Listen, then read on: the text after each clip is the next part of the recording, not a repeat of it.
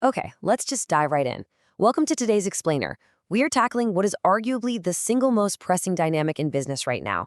If you're an executive or really any leader at an established company, consider this your urgent executive briefing. We're looking straight at the battleground between massive entrenched incumbents and these hyper-agile AI-native startups. I mean, it's a topic that's dominating boardroom conversations everywhere, and honestly, for good reason. There's this looming existential threat out there. So today, we're going to break down exactly how established companies can navigate this, cut through the noise, and actually come out on top. So here's the quiet fear that's keeping pretty much every incumbent leader up at night. Will an AI-native startup, one with absolutely zero legacy baggage, just eat our market before we can even adapt? And you know what? It's a completely valid fear. You've got these incredibly fast teams building with the absolute newest tech, completely unburdened by the past. But, well, here's the reality check.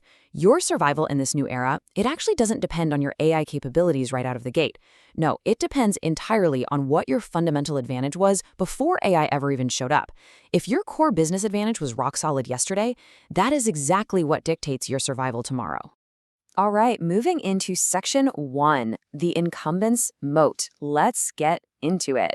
Now, startups might have all this shiny new code, but physical business realities still matter, right? Incumbents actually hold 3 heavy-hitting advantages. First up is distribution. We're talking about deeply rooted customer relationships and massive sales channels that took years, sometimes literally decades of grinding to build. A startup just can't code a massive enterprise sales network into existence over a weekend hackathon. It doesn't work like that. Second is trust. And this is a big one. If you're operating in a heavily regulated industry, like finance or healthcare, a brand new startup is going to face years of heavy skepticism. An established brand has already crossed that bridge. You have trust that a startup simply cannot shortcut. And third, proprietary data. Your company has deep operational history. That data is absolute gold, assuming, you haven't just let it sit there gathering digital dust in some legacy server. These 3 pillars, distribution, trust, and data, they are your moat. Let's flip the script. Section 2, the AI native blank slate. So, let's objectively evaluate the structural, incredibly nimble advantages of the startup challenger. First off, no legacy technical debt. They aren't trying to, bolt a cutting-edge AI language model onto a 20-year-old clunky database. They're building AI directly into the product's core architecture from day one. Second, no legacy organizational structure, which means 0 political resistance. There are no massive internal teams actively fighting the new tech just because they're terrified it threatens their current jobs. And third, speed. They have incredibly small decision-making chains. I mean, while a legacy team is still trying to schedule a pre-meeting to discuss a database upgrade, the startup has already coded and shipped the feature to their users. They have radically faster iteration cycles because they are building on a completely blank slate. Which brings us to section 3, the real battlefield, speed. Okay, here is the crucial demystification. It is not about who has better AI. That whole idea of a secret AI arms race where the startup has some magic algorithm you don't, yeah, that's mostly a myth. The truth is, the underlying models, the foundational AI technologies powering all these tools, they are similarly accessible to everyone. The startup is plugging into the exact same underlying intelligence that your company can plug into. So if the base technology is the same, we gotta force a perspective shift here. Why do the big guys actually lose? Well, they lose because of this devastating contrast. Just look at the incumbent timeline. 18 long months. That is 18 months of navigating internal politics, fighting with legacy systems, going through endless security reviews, and surviving incredibly slow committee-based decision cycles. 18 months just to ship a single feature.